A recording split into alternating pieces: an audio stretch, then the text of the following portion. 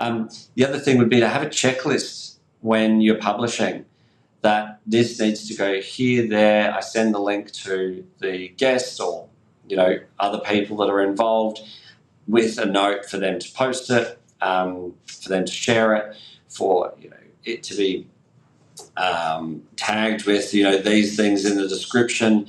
In all of our podcasts that I've produced, we have a standard podcast episode description that gets copied and pasted, and then the top, bit that's relevant to the episode that the audience is really going to see just gets written in, which is 1 or 2 lines. All of those things make a significant difference when you're just grinding to get a podcast episode finished and rendered and uploaded to the software. It's it's often not particularly inspiring to then create all the content and everything else around it.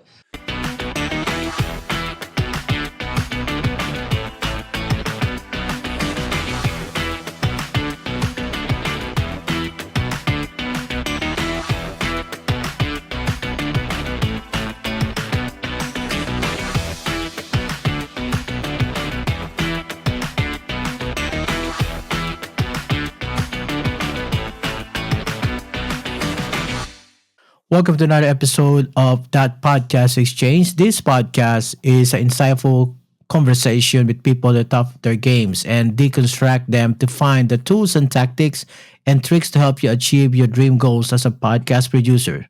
My guest today is Courtney Carthy. He is the director of Lenny.fm. He's been producing content for radio since 2007 and started one of the Australia's first podcast network in 2017 after spending 9 years at Australian Broadcasting Corporation. Courtney also produced branded content, live game shows, museum, audio experience, and radio and podcast documentary, among others things. Please welcome to the show, Courtney Carthy. How are you, Courtney? Well, thanks. Thanks for having me on the show.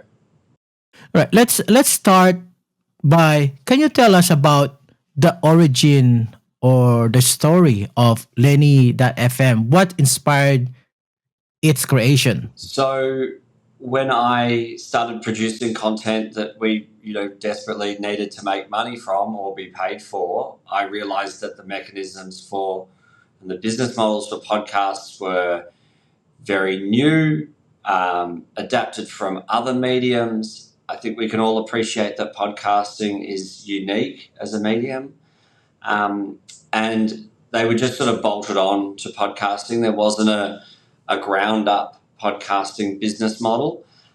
And it was really, and it still is, really hard to make any money out of podcasting and making content. And no matter how much your listeners love your show, it doesn't really matter that much for advertisers. Other ways of getting paid for your content or extracting value, to, use that sort of term, just aren't that efficient, and they often result in you making more content out of, like exclusive content or producing newsletters or, any number of those other things, behind the scenes stuff or whatever.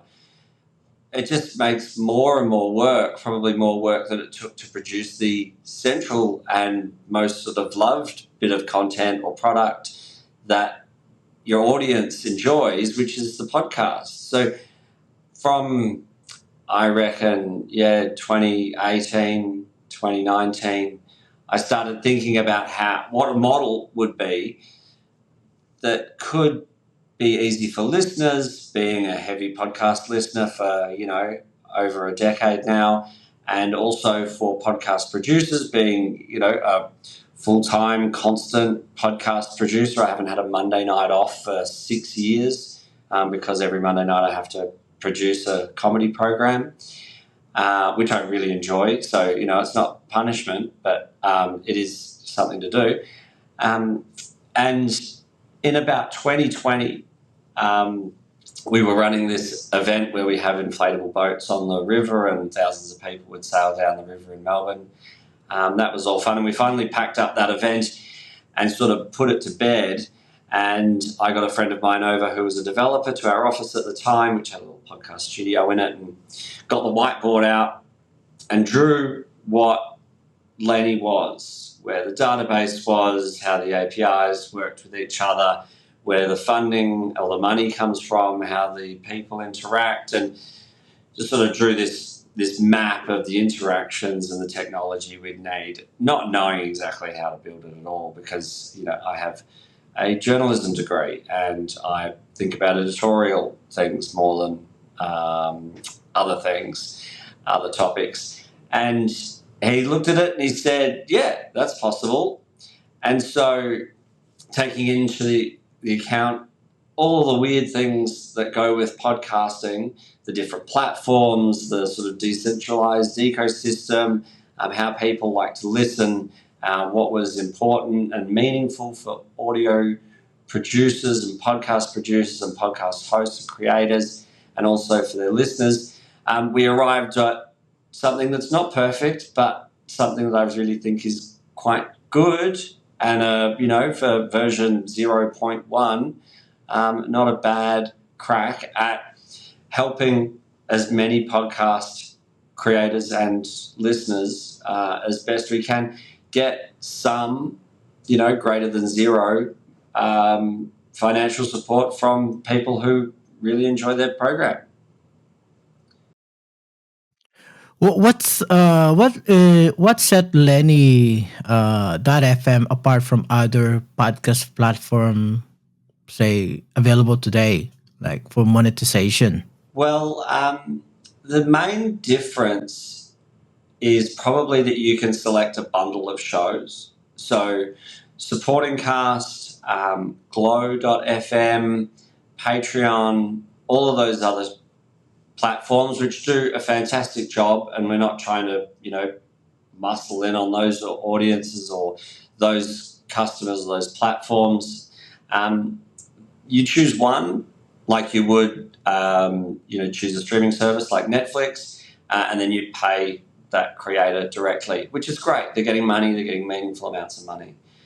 But for people who listen to, six or more podcasts a week, they've got a lot of people that they'd like to support, and Lenny allows you to do that with one payment. That's probably the most noticeable difference, and then that money gets split up between the top 4 podcasts that you're supporting, that you choose to support. So it's a unique bundle that listeners choose. I suppose something else that's probably unique about it is how hands-off it is. When I explain it to, people that are a bit more technically minded, or people that are really into podcasting, or people that, even just barely know podcasting, they're like, oh, so it's an app where you listen and people pay. No, it's not a listening app. So where do people get the content? They get the content where they listen now. So what changes about the listening experience? Nothing. So what does Lenny actually do? Well, Lenny just facilitates the payments and understands which bundle of shows that you want to support. So it has no content. That's right, no content. It's just a bit of financial plumbing that has a few other sort of, smart bits of tech that we've developed under the hood that make it work and make it hum along, and, automate it and do a couple of other things which were maybe edge cases or sort of unique problems that we needed to solve, which, we're quite proud of, but can't talk a lot about, specifically. Not mainly because I'm just not competent enough to explain them in any meaningful way. But that's probably the main difference, that you can choose a bundle of shows and still get the podcast creators still get a meaningful amount of money at the end of the day. Thank you for that. Can you share some success story from the podcaster, from the podcast producer, or anything who have used Lenny.fm? Yeah, sure. So our shows use Lenny.fm, and the podcast hosts that I work with and produce and edit, they said to our audience, hey, if you want to support us in the podcasts that you also enjoy and love and listen to, use Lenny.fm. And now they have, and the other shows that our audience appreciates, they have a regular amount of money that comes in that covers our hosting. There's other shows that have launched where they're just starting out. They don't have a big audience, but they've started using Lenny.fm as a way to immediately capture anyone that would like to support their show as well as other shows. So from episode 1, you can be letting your audience know that they can support you on Lenny, and from one listener or more, you can be getting some money back for the content you create if people are enjoying it. Thank you so much for that. Since you're also a podcast producer for a long time right now, and some of the listener and some of the audience here is an independent podcast producer and also some newbie as well. What I'm just gonna ask some couple of questions about being a podcast producer. So when you're starting a new podcast, what are the key factor as a podcast manager should consider to set up a show for success? So there's 3 things that I always look at and talk about and think about when considering a new show. The first one is talent. So how well is the talent going to be able to maintain, sustain, and deliver and promote the content? Are they do they think, or do they know it's going to be as much work as it actually is? Because podcasting is always double the amount of work that you expect it's going to be, particularly with a new show. Niche, and that is more of an editorial thing. So, being clear about what your niche or your speciality is and making that promise and delivering it to the audience. So being quite specific and clear. And then also marketing. You can shout into a black hole, and podcasting can be a massive black hole or feel like a massive black hole if you don't market the show properly. And marketing brings rewards like confidence and validation to your idea and the content that you're making. Another one, just sort of subsequent and sort of like the tactics, I'd say, would be get decent artwork.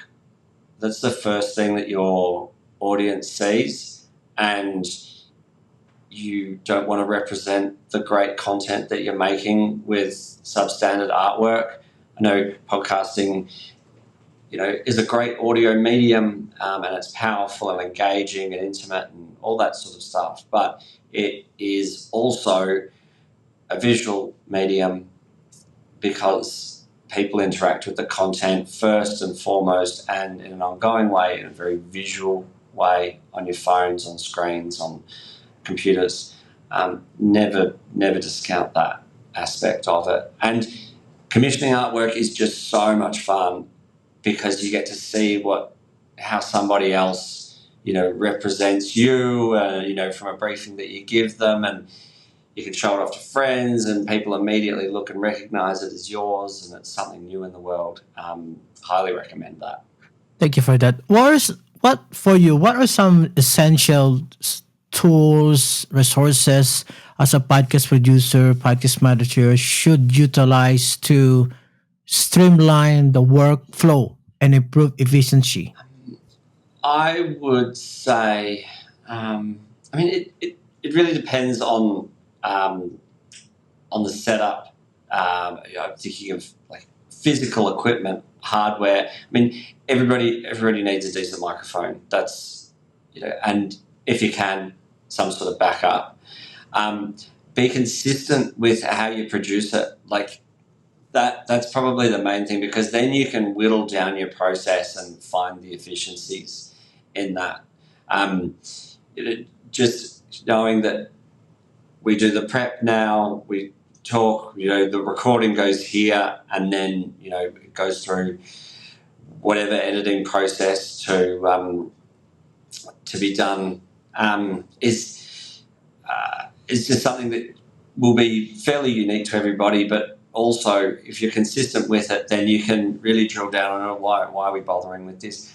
I would say that, and this is with branded podcasts, I noticed the most, but it also applies to podcasters that are independent or making it for entertainment, information value, what have you, that aren't specifically for a brand to get awareness or sell things. Preparation is by far and away the thing that can save you the most time. Editing is a long and slow process. It can be hugely rewarding and hugely depressing, knowing that you've been whittling away a 30-minute piece of audio for 6 hours. If you have your hosts prepped, or if you're the host and you're prepped, there's much less time in the editing software when it comes down to it. I would also recommend getting Reaper.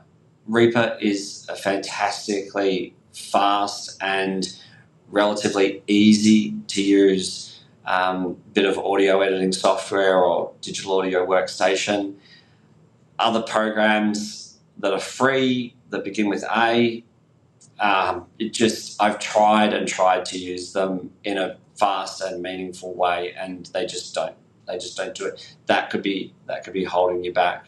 The other thing would be to have a checklist when you're publishing, that this needs to go here, there. I send the link to the guest or other people that are involved with a note for them to post it, for them to share it, for it to be tagged with these things in the description. In all of our podcasts that I've produced, we have a standard podcast episode description that gets copied and pasted, and then the top bit that's relevant to the episode that the audience is really going to see just gets written in, which is 1 or 2 lines. All of those things make a significant difference when you're just grinding to get a podcast episode finished and rendered and uploaded to the software. It's it's often not particularly inspiring to then create all the content and everything else around it. There was a study done that was also leaked. It was an internal study by the New York Times from, I want to say 2012. And they realised that, the homepage is, not doing what the homepage, is expected to do, be the front page of the paper, people just going to the articles. But there was a focus on the journalists and making them understand that writing the story and publishing the story is 50% of the job. The other 50% is promoting that story, doing any subsequent other media interviews that might come from it if it's a story of interest, is following up with the social team or putting it on your social media accounts. Doing all of that subsequent work is half the job, and it's never appreciated as half the job in podcasting, I don't think. And when it really is, it does the work, and you see the results. It is a frustrating grind trying to claw every single podcast listener from the ether, wherever they might be listening to around the world. But doing the work can pay off. The adage, the saying, good content finds an audience, just I don't see that as a truism in podcasting at all, because there is plenty of good content out there. And if you're saying an audience, an audience has a substantial amount of people in the podcasting sort of universe, might be a few thousand. Well, I think it's 50% of the podcasts out there don't have more than 100 downloads per episode, and it would be pretty unfair to say that 50% of the podcasts out there are, not worth listening to, because I think that's quite untrue. Thank you for that. You are mentioning marketing and branding as well.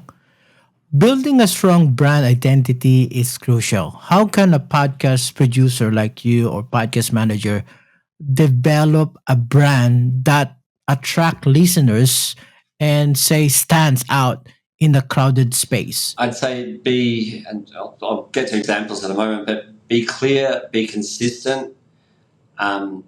People want to know when they come to you, roughly what they're getting.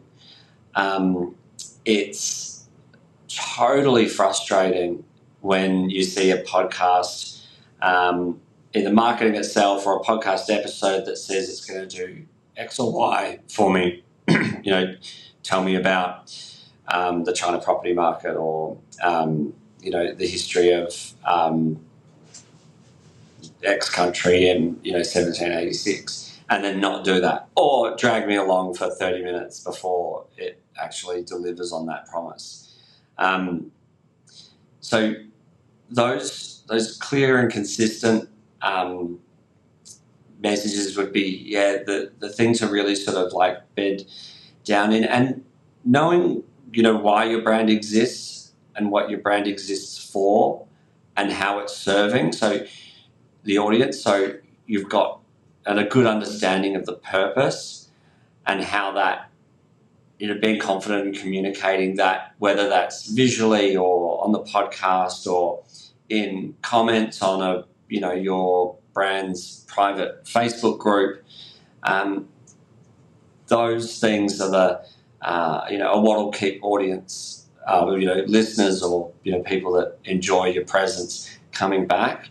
The visual identity and having a standard in how the brand is presented is just super critical as well, because it's really not that difficult in 2024 to really do well, or at least at a minimum level at your graphic design. It's particularly frustrating when people think that the podcast will do all the work for them if they don't have, millions of social media followers that they can just then channel into another media product. Also, the podcast isn't the only thing in the brand. It's just one part of it. No matter what, even if the podcast is the big massive thing that's your bread and butter that you focus on, that you spend all your time thinking about, the audience, only a section of your potential audience will meet you there at the podcast. It's the fastest growing medium because so few people listen to it compared to, or engage with it compared to other media that's been around, that is frankly a heck of a lot easier to engage with. And if you want a brand that you're making money off, that's, giving you an income in 2024 and beyond, it can't just be the podcast. So thinking that, I'll make a good podcast and, that'll be my brand, I feel is a bit misguided. Thank you so much for that. My last question, Courtney, for you before we wrap up the session is: how is AI transforming the podcast industry, and what are benefit does it offer to podcaster and podcast producer? I don't think it's transforming the podcast industry. I think it's AI is doing a lot for marketing, or what seems to be sort of marketing activities at the moment. The transcripts are fantastic. It's great to have transcripts now. And then to be able to produce a lot of, subsequent content from the podcast to go out on other platforms. AI made that easier. The written part of podcasting is a bit easier because of AI, but it's sort of counter to why everybody loves podcasting, which is that it's real and it's intimate and it's people and it's, it's right in your ear and they're saying things that you can't get anywhere else. And then to use AI to extrapolate that or to save you time and take yourself out of it really doesn't sort of jibe with the reason that people are tuning in. Neelai Patel from The Verge made a great point where why they won't do, things with AI is because when you go to The Verge, no matter what platform, you get them as human people. And that's the product, them sharing their thoughts, insights, personalities. And that's what's fantastic and real about The Verge. Other places that you go to and you don't get them, you get a bot, distinguishing themselves in a meaningful way and sort of selling the audience short if they're saying that, this is what, this is a person behind this, or, this is something, meaningful and different that's going to give you insight or, information that you can't get anywhere else. So why would I keep going back there?